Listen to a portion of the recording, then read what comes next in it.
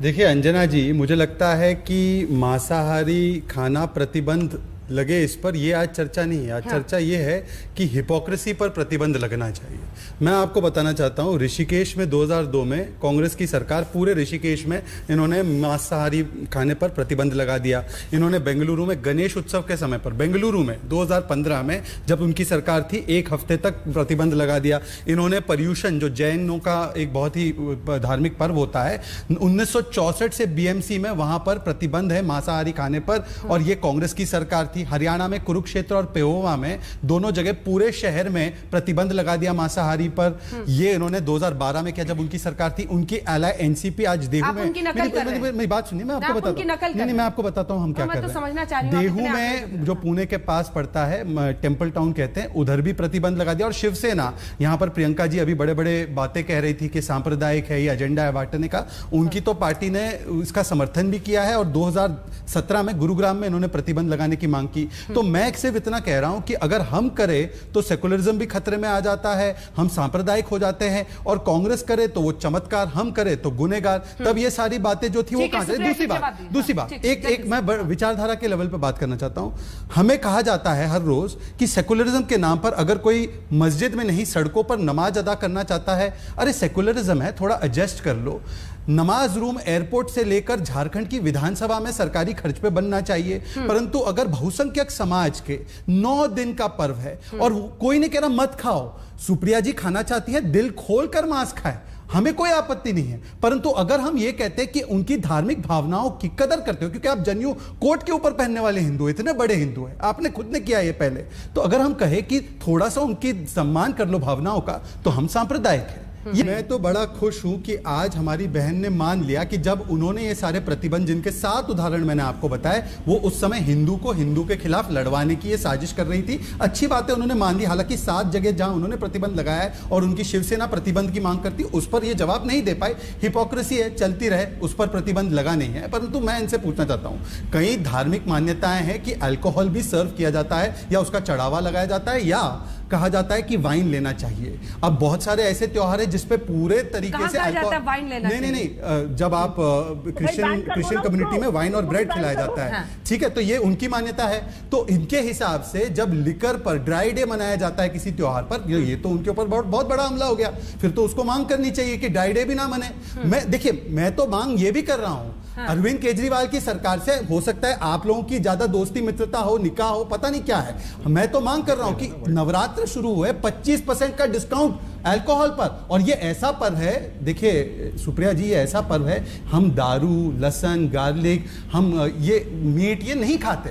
हो सकता है जो रोम कल्चर में और राम कल्चर की जिनकी जानकारी ना हो, उनको नहीं पता हो सकता है। मैं नहीं कहता रोम कल्चर वालों को राम कल्चर के बारे में ना पता हो सकता है, परंतु ये हमारे संस्कृति का हिस्सा है, हमारी भावनाओं का हिस्सा है। पर अगर कोई खाना चाहता है दूसरे धर्म का, तो कौन रोक रहा है? कौन रोक रहा है? कहां से रोकेगा? अगर आप नेशन वाइड बैन की बात कर रहे हैं, अगर प्रवेश वर्मा, तो कैसे खाएंगे वो? प्रवेश वर्मा जी ने एक बात क्या कह दी तो हमने बैन लगा दिया क्या? ये राज्य सरकारों ने लगा दी क्या बैन? उन्होंने अपनी, आपका क्या ठिकाना है, कल लगा दीजिएगा। मैं आपको मीट बैन लगना चाहिए नहीं लगना चाहिए, आप बताइए। शहजाद पूनावाला बताइए। हाँ चलिए, अब आप मुझे शहजाद पूनावाला के लिए बुलाया, बीजेपी के लिए बुलाया? मैं शहजाद पूनावाला से पूछ रही हूँ, जो कि बीजेपी के प्रवक्ता है, बीजेपी का पक्ष रखिए। नेशन वाइड बीजेपी का देश भर, एक सेकेंड, आप देश भर में मीट बैन चाहते हैं नहीं चाहते हैं नवरात्र के दौरान? मैं आपको पूरा जवाब देता हूं, हाँ या ना? जहां पर भी स्थानीय जो हमारे समाज के लोग हैं, उनकी जो इच्छा अनुसार हो वो हमको करना चाहिए।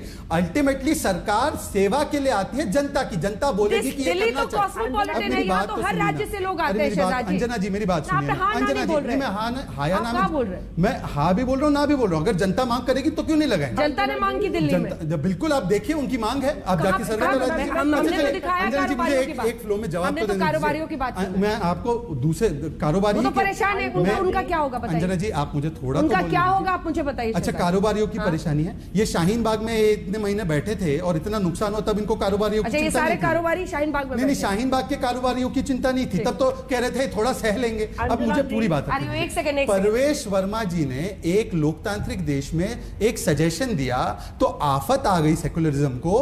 पर जो लोग कहते हैं अफजल हम शर्मिंदा है, तेरे कातिल जिंदा है, उनको पार्टी में ले लेते। याकूब हालात का मारा है, उसके लिए सेकुलरिज्म खत्म खतरे में नहीं आता। हाँ, परवेश वर्मा जी के एक बयान पर पूरा सेकुलरिज्म खतरे में आ गया। मैं सिर्फ एक बात कह रहा हूँ, इन्होंने ऋषिकेश में सर्वे कराया था क्या? इन्होंने बेंगलुरु में सर्वे कराया था? इन्होंने पर्यूषण जैन पे जो बीएमसी में लगाया था सर्वे करवाया था क्या? हरियाणा में इन्होंने पेहोवा में सर्वे कराया था, देव में सर्वे कराया था, गुरुग्राम में शिवसेना के इनके जो साथी है सेकुलर, जो अभी आजकल सेकुलरिज्म उन्होंने अपना ली है, उन्होंने सर्वे कराया था।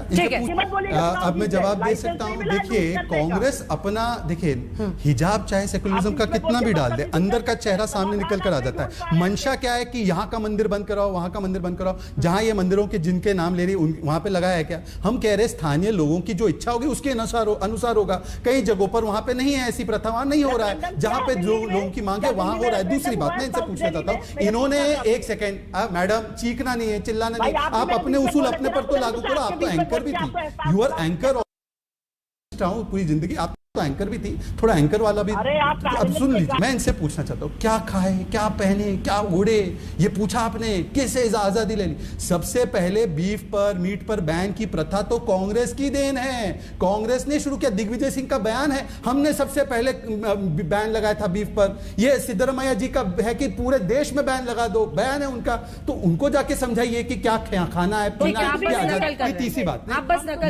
नकल नहीं, हम जो जिनकी जो भावना है उसकी कदर कर रहे। अगर ये नमाज रूम बना सकते हैं झारखंड में, तो अगर नवरात्रि के पर्व में किसी की भावना है कि हमें नहीं देखना है कट्टे, महात्मा गांधी की भावना थी कि बूचड़ खानों के अगर शीशे के दीवार होंगे तो आदमी मांसाहारी खाना छोड़ देगा, ये महात्मा गांधी की पार्टी है। तो महात्मा गांधी के सिद्धांतों को लागू करने में क्या दिक्कत है? चौथी बात, इनको पूछे कारोबारी कारोबारी कारोबारी, जब राजस्थान में मुस्लिम इलाकों में बिजली जाए, हिंदू जाए भाड़ में, हिंदू के यहां बिजली कटे, इन्होंने हिंदू कारोबारियों से पूछा था राजस्थान में। करौली में हमारे हिंदू समाज के लोग केवल नवरात्रि की शोभा यात्रा लेकर जाते हैं, वहां पर हमला हो जाता है। संसाधन पर भी पहला हक मेरा होगा, डिबेट में भी पहला हक मेरा होगा। मत बोलिए, मैं बोलता हूं, मैं खुश हूं बोलने के लिए, अगर नहीं बोलना है तो मत बोलिए।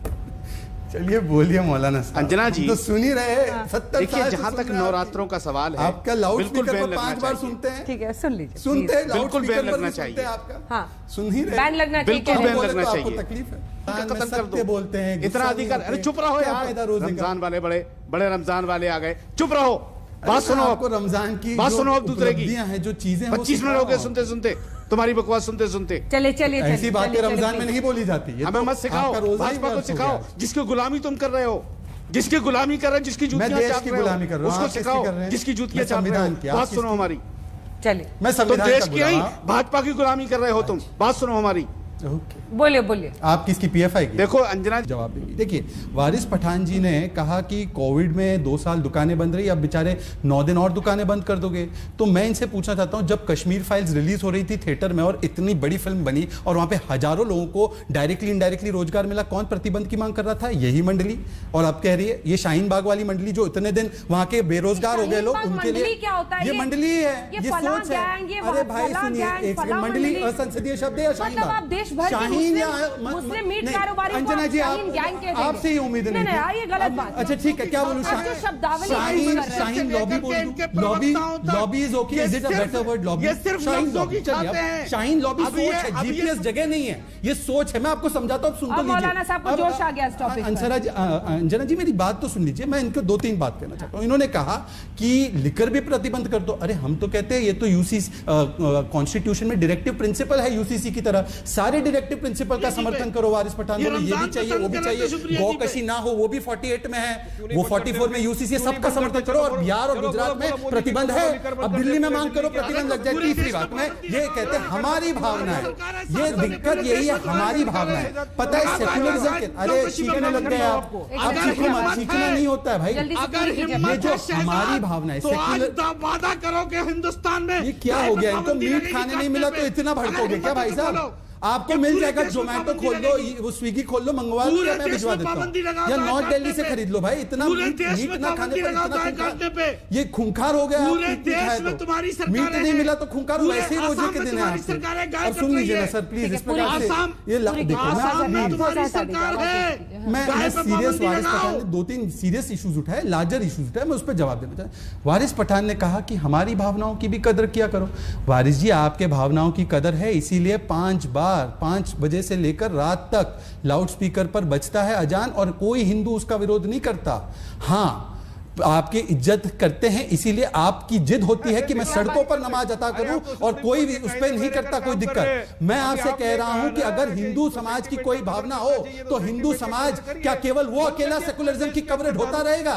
ये वन आइड सेकुलरिज्म और वन आइड लिबरलिज्म कब तक चलेगा? ये एक तरफा, मेरी गाड़ी एक तरफा ही चले सेकुलरिज्म की। क्या सेकुलरिज्म का भार केवल एक समुदाय के कंधों पर है?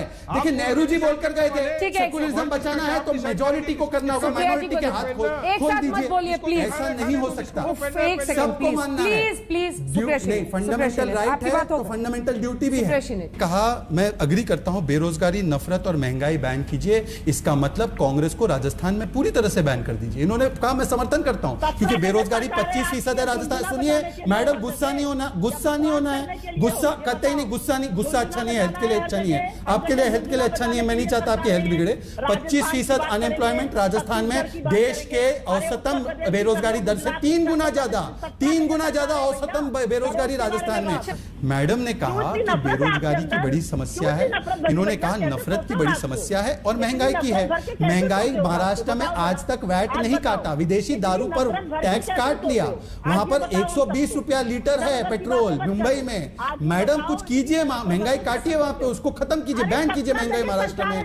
आप बेरोजगारी को राजस्थान में बैन कीजिए। राहुल गांधी बेरोजगारी और महंगाई की रैली में जाकर हिंदुओं को गाली देकर आते हैं। और आखिरी बात, नफरत, करौली फाइल्स खोल दीजिए। वहां पर जिस प्रकार से मतलूब अहमद ने हिंदुओं पर हमला किया है उसको आज फरार कराने में आपकी सरकार का हाथ है, आपकी पुलिस का रोल था। वो नफरत भी बैन होनी चाहिए और तीनों चीजों को बैन करने के बदले राहुल गांधी बैन कर दो, ये बोल दीजिए। एक सुझाव दूं आपको, अगली बार से कोई भी सवाल आपसे पूछा जाए, आप एक बैनर लेके आइए राजस्थान, फिर अगले बैनर में महाराष्ट्र। जितने कांग्रेस रूल्स आपका हर जवाब वही शुरू होता है, वही खत्म होता है। एक सेकंड, ये इनकी मंशा होगी कि राजस्थान बेरोजगारी महंगाई पे आप जवाब नहीं दीजिएगा, आप बोलेगा महाराष्ट्र और राजस्थान। देखो ये कौन सी बात? राजस्थान के बेरोजगारों की बात करना गुनाह है, महाराष्ट्र के महंगाई की बात करना गुनाह है। नहीं, राजस्थान और महाराष्ट्र इस देश में नहीं है क्या? बता दीजिए कि उन्होंने अलग कर दिया इस देश से।